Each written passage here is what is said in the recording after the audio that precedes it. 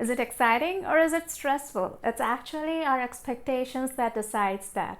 Have a sneaky feeling that things might not turn out the way we want? Stressful. Have a good feeling that things might turn out the way we want? Exciting. But it doesn't matter whether it's excitement or stress, because it's important to physically spend that cortisol and adrenaline buildup in our body to reduce stress, to feel less spent, less drained out after an overexciting or a stressful day. And that's where we get the A action of our ABC method, adding some kind of movement, any kind of movement to our day, because usually we don't have to do anything active physically to solve the little tensions, the little stressors of our daily life. Like finishing up the assignment with a tight deadline, or dealing with what someone said about you or behaved with you. So even though we might feel after handling that, the cortisol and the adrenaline, that sense of stress triggered in our body, stays put until we use it up in some kind of action. And that's why exercising helps us feel more relaxed. And it doesn't even have to be anything demanding. Even a simple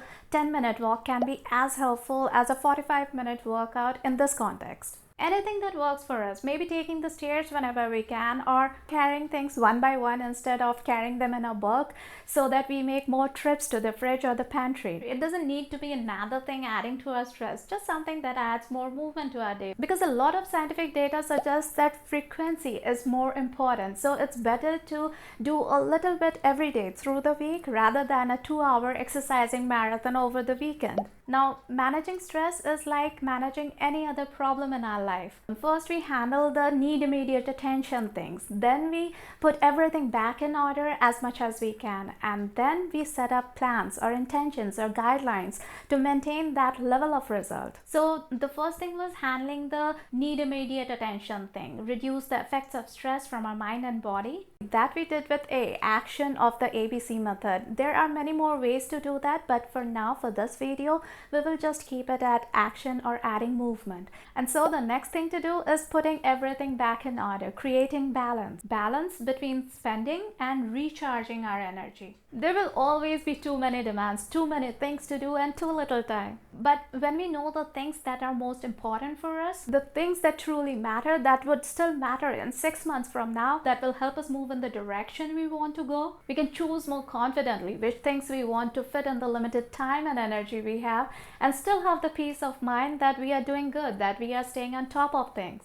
And so the two things that help create and maintain balance to reduce stress in our life are to get clear about what's really important to us, get clear on our priorities, know what truly matters, and get realistic about how much we can really handle in a day. To manage our time, our energy better simply means to fill up our day to the right level with the right things, and still leave enough space for us to relax and recharge and get back to things more effectively. The C in the ABC method is for clarity, because lack of clarity, confusion. When we aren't clear how to get so much done or how to handle a certain situation, it adds more stress. When there's a lot going on in our mind, we feel exhausted. Maybe we are worrying about something, feeling irritated with what someone said earlier, and also trying to remember the 3 phone calls that we have to return. All that traffic can make us feel more exhausted than when actually working on those things. According to a lot of experts, and also Dr. Marsha Brown, she is a forensic and clinical psychology expert, putting all those thoughts in writing can relieve a lot of stress and anxiety in our day. If we do it in the morning, it helps improve our focus by reducing distraction. And if we do it at night, it helps turn our brain off and so get better sleep. It's related to the Zeigarnik effect. It reduces the cognitive tension in our brain, closes the action loop. This technique, doing a brain dump, works because it's easier to sort through things when we can see them. It's easier to organize our closet than to think out a whole plan of action in our mind. It's less stressful. So getting all the thoughts out of our head and putting it on paper where we can see and sort through things, maybe save an idea for later, or put something on our priority list, or maybe stash the rest away to check later if we are ignoring any area of our life. It's one of the easiest ways to reduce stress, to feel more in control of the things happening in our life.